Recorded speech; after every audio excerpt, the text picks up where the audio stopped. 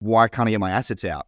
I've got like 3 different ledgers. I'm rotating my ledgers all through. It's just going fail, fail, fail. I can't get my money out. I'm starting to get sweaty palms. What on earth is going on? Should be instant. Turns out, Ben, it's not instant. So wait 10 minutes, 20 minutes, half an hour, 2 hours, 3 hours, 4 hours, and then the timer's going down. Some pleb in his basement has released a meme coin just chewing up all the available space, and people are paying insane gas fees to get into this smart contract to mid Sonic Inu Pepe Donald Trump coin. Is this really the future, Ben? And I just picture SpongeBob where he's like a chicken going just like, crypto is the future. Welcome back to another episode of the Ben Bergs podcast. I'm Ben, your favorite high school dropout and founder of Collective Shift. Alongside me is Bergs, your favorite MBA and CEO of Collective Shift. Join us as we bring you world-class crypto research and strategies to help you dominate this crypto bull market, as well as a behind-the-scenes view of us scaling a fully remote subscription research business in Australia.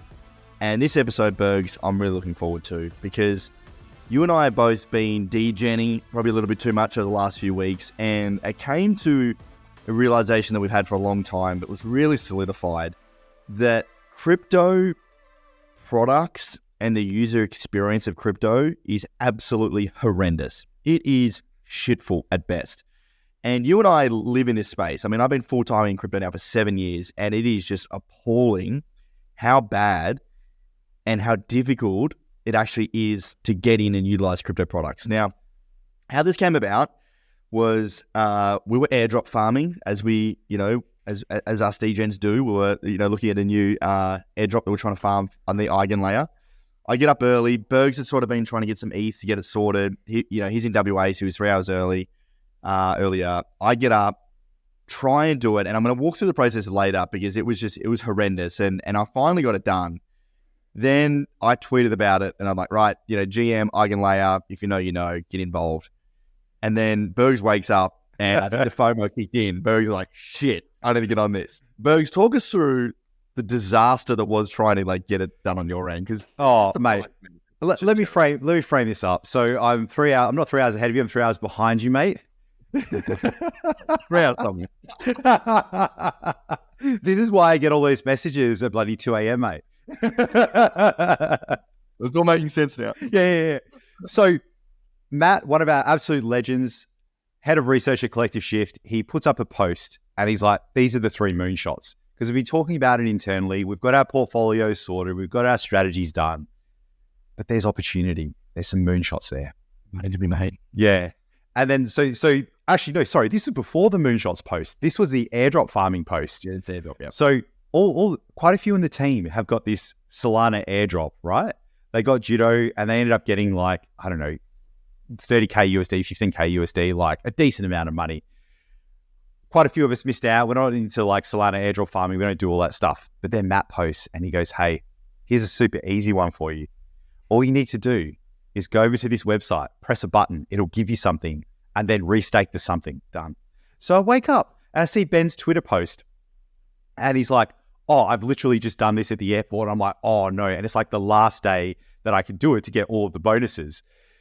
And I'm actually feeling crook as well. I got a virus from the little one. So I go and I talk to the missus, right? And I'm like, oh, look, I can't be bothered doing this, but there's this potential this. And she's like, just do it. Think about in the future where everyone in your team is going to be celebrating about the airdrop that they got. And you're going to be sitting there crying because you're a loser and you didn't spend 10 minutes doing it. He knows it. She You would have been like, fuck. Exactly. She told me that. I'm like, and I knew she was right. It just hit my soul. So I'm like, fine, crack out the hardware wallet. Let's go. All right. So I'm going to do a very simple thing. I take a small bit of Ethereum, send it over, do a couple of transactions, done. All right. So I don't want any tax burden. So what do?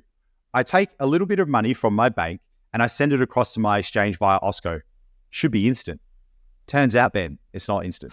Oh, by the way, no. It doesn't even start then. It doesn't. I'm going to jump in because you did this previously when you tried to buy Bitcoin. And this exchange, I told you need to GTFO and so stuck with it. So that was because I was transferring from a joint account and the names didn't match, right? So what I did this time, I did Osco from one account to another one that is only in my name. Brilliant. Instant transfer, bank to bank. Love it. But then I did the one from my name to my exchange. It doesn't show up then.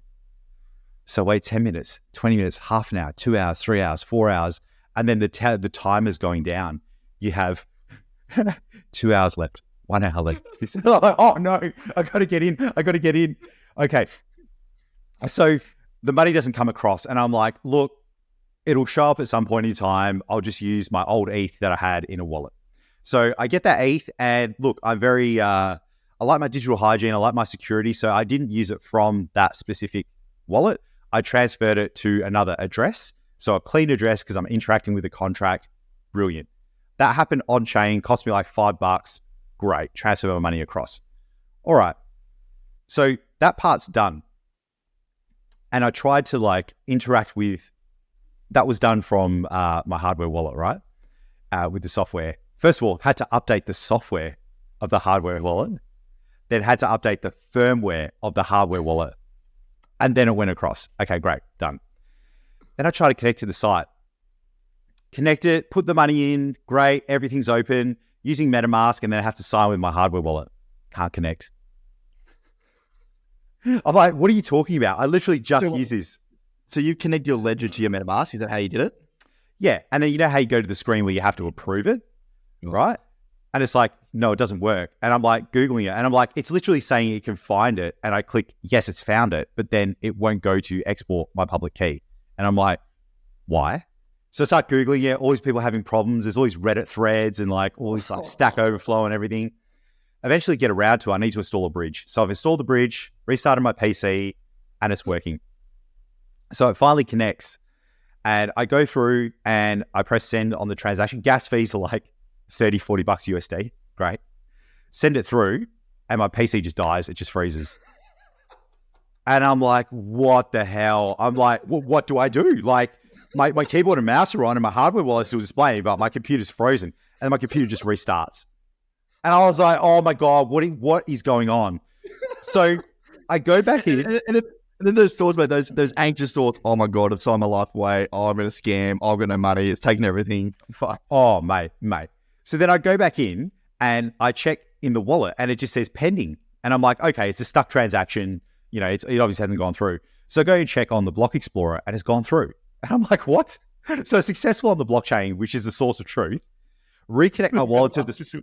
Yes! Reconnect my wallet to the site, and it shows that it's made the trade, but it's still pending in MetaMask. And I can't do a subsequent transaction in MetaMask till I get rid of that. Oh my goodness. So then I have to Google it, and I have to work out how to clear the history and transactions in MetaMask. So I end up doing that, right? Absolute nightmare. Right. Then I had to reset my wallet, and I have to run additional transactions. So I'm trying to interact with this contract. Can't find it again. Eventually finds it. I end up paying $70 in gas fees. It takes me something that should have taken 5 minutes, took me an hour and a half. Towards the end, I wasn't even checking the contract address, my stuff. It just take all my money. I don't care. I got to get in for this airdrop. Get in. Turns out I missed the window. Didn't get the extra bonus that you got. And mate, I was so ropeable. I was ready. If my hardware wallet had more heft to it, like a brick, I would have thrown it through the window. It was that disgusting. And then, so I'm like, I look through, the transactions go through there like pending, dropped, failed, and I paid for it even though it's failed. And I'm like, yeah, that's fantastic. Then I ran out of bloody ETH to a gas, so I had to send more ETH across. Oh my God, it was just a nightmare. And then like I had some over on Arbitrum. I'm like, fine, I got the hardware wallet out. I've had some tokens locked up for a while in like Atlas Mine, which is about to blow up. So went over there, clicked in, literally clicked, okay, done. The transaction was like 20 cents, unlocked all that stuff, and it was just done. And like, that was a really good experience. But everything leading up to that is like, how do normal people even do this? No, well, they can't, mate. So, because I had a similar experience. So I woke up, this is before you woke up, because you're behind me, not in front of me. And and I woke up, was ready to go. The window opened. I loaded up ETH in my MetaMask the night before, ready to rumble. Everything's good. Night before, woke up, ready to go. Click my MetaMask to log in. Nothing would load. It was just pending loading. Nothing. My tokens wouldn't show up. Everything just disappeared. And I sort of was looking at it, I'm like, okay, so logged out, crossed off Chrome, reopened it, same thing. the fuck's going on? So I'm doing the same thing. I'm in like Stack Overflow and Reddit forums from 2014 trying to figure out like why my MetaMask won't load. Nothing will come up. So then I opened up a new browser, opened up Safari. Wait, MetaMask doesn't work with Safari. Okay, I need to get this other browser. That won't work. Won't download on my hotel Wi-Fi. Right, that doesn't work. So then went into MetaMask. I'm like, I'm going to have to uninstall this. Well, shit, I better make sure I've got my right seed phrase words. So resaved my seed phrase words for both our accounts, saved it, uninstalled it, restarted it, downloaded it. Then there was a fail with the download. The download wouldn't work. Finally got that to work after restarting my computer, re-uploaded my seed phrase keys, which is kind of a scary thing in a sense. Is like, if these words don't work for whatever reason, like I've just lost all of my, assets, like amazing. That ended up working, got through, and was able to stake my SWEs. But this whole process and the fact that this is the cutting edge software that we have right now is just beyond me about how bad it is to use. And not even just MetaMask, right? We recently had Ledger, who has now had multiple malicious attacks on Ledger this year. The most recent one was Ledger Connect, which, mind you, they recently said the way that happened was a previous employee that doesn't even work at Ledger anymore had their computer hacked, which then uploaded some sort of virus malware into a firmware update for Ledger Connect. Like, how on earth does that even happen? Like, that's are you poor. kidding me? Yeah, businesses are very poor at deprovisioning people. You see that kind of thing all the time. And mate, how much of a pleb do you feel like where you have to redo your seed phrase and you're hoping and praying and you're doing it like letter by letter on your ledger? Oh my goodness. Mate. And then like, you know why? This is the exact reason why I didn't want to do this, because doing these kind of things is such a punish. It's like, oh my God, it is the worst. It ever takes 5-10 minutes. No. So the other night I was getting money off my ledger to send over to my MetaMask, right? And on my ledger I've got some of our company assets, I've got most of my personal assets. So I go to transfer some of my assets out of my personal account over with my ledger plugged in, and it's just going transaction failed. Just come out failed with like an error code, and the only button I have is to save the logs. So I'm like, what does that mean? Just click save logs and it just downloads this like text file. I'm like, okay, cool, thanks Ledger. What the fuck am I gonna do with that? Like, just a bunch of like saved error logs. Like, why can't I get my assets out? So I've got like 3 different ledgers. I'm rotating my ledgers all through. It's just going fail, fail, fail. I can't get my money out. I'm like, what the fuck? Like, I'm starting to get a little bit like sweaty palms. Like, what on earth is going on? Like, have I got the wrong ledger? Like, what is going on? Turns out I had some of my personal money that was saved under different seed phrases. So the access to get into that capital was with another ledger that I didn't have. So I had to restore another ledger of mine with seed phrases that were on a different device onto that device so I could get the money out. Finally, that worked. But then the transaction wouldn't show up on my ledger. It was like 2 or 3 hours. It wasn't even showing up on the blockchain or ledger that the money had come out. But then I tried to redo the transaction, and then that was just saying error, transaction already occurred. I'm like, what the fuck is going on? Like, slammed the computer shut, cracked the shits, went to bed. I'm like, right, I've either lost all my money or like Ledger's just fucked.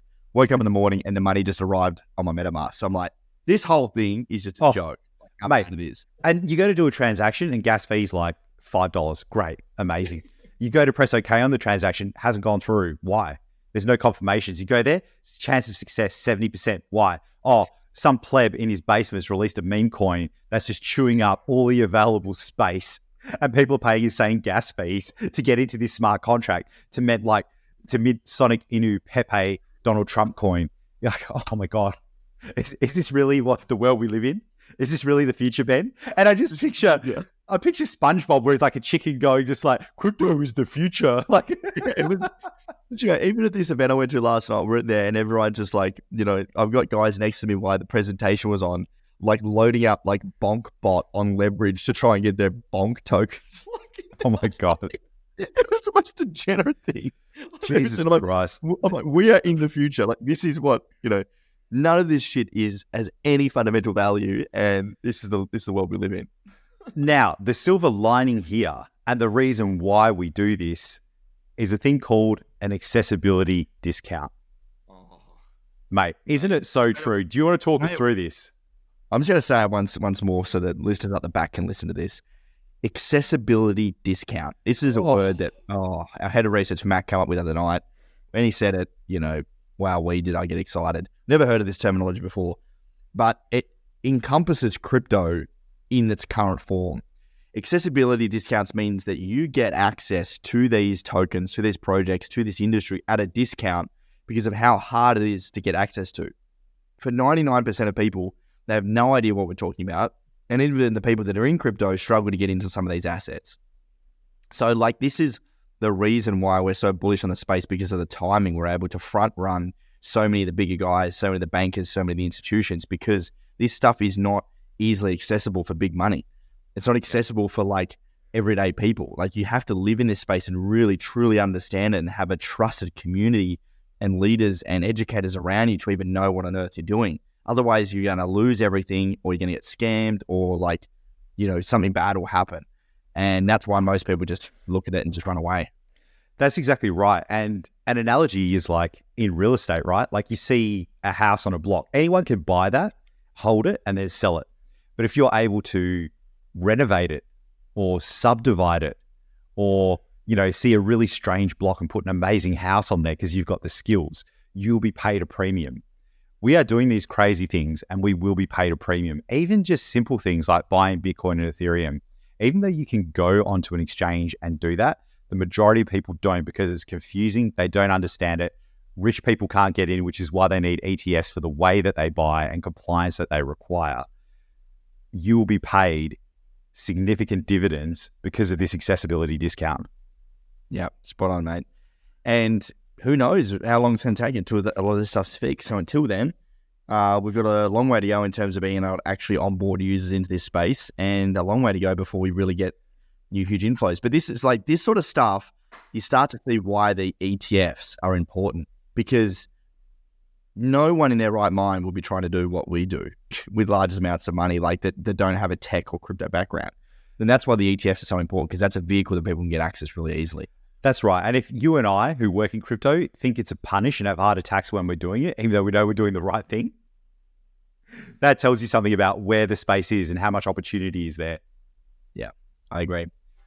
Look, we'll wrap it up there, guys. We'd love to hear your experiences in crypto. Do you agree with us? Do you have better experiences? Is there better software out there? What are the sort of leading players in the space? We'd love to hear from you if you're using other wallets. And obviously, we're constantly testing these out and doing research, but we haven't seen anyone really killing this space. So let us know if you've got any other friends in crypto that you think they'd find value in this episode. We'd love for you to share it with them. It's how we grow the podcast, coming to you each and every week, twice a week. And, we'll see you hopefully on the next episode when things are a little bit easier in crypto.